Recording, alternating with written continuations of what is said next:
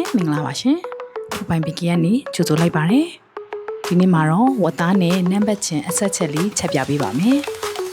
အရင်ဦးဆုံးစားအရသာမုံအနေနဲ့နေထားတဲ့ဝတ်သားလေးတွေကိုကျွတ်နေအောင်ကြော်ထားပေးပါမယ်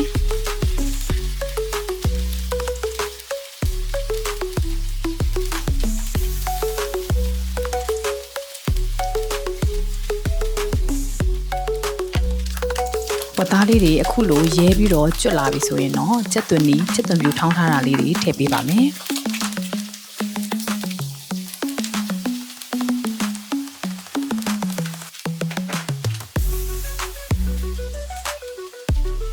ငပိအနှင်းငယ်ထည့်ပါမယ်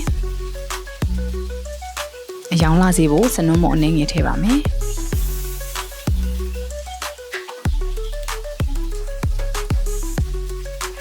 အယောင်တင်မုံအနေငယ်ထည့်ပေးပါမယ်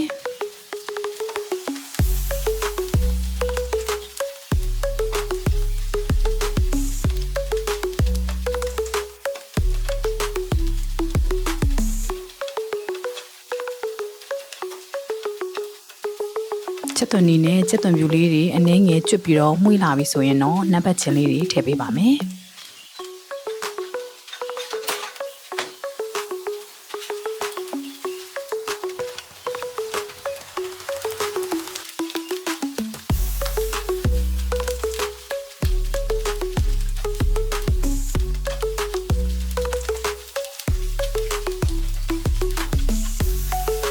ပြီးရင်တော့ရေအနေငယ်ထည့်ပေးပါမယ်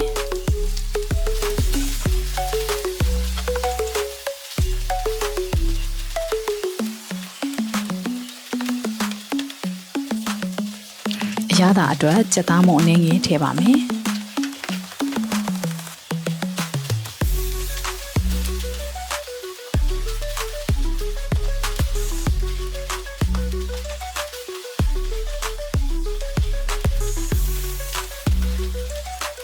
ရုပ်သီးစိမ်းနန်းနန်းပင်ထည့်ပေးပါမယ်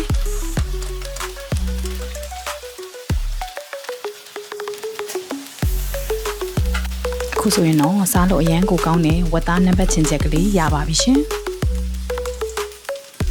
ချင်းဆက်ဆက်လေးနဲ့ထမင်းစားလို့အရန်ကိုမိန်တာမို့လို့အားလုံးလည်းလိုက်ပြီးတော့ချက်စားကြည့်လိုက်ကြရအောင်နော်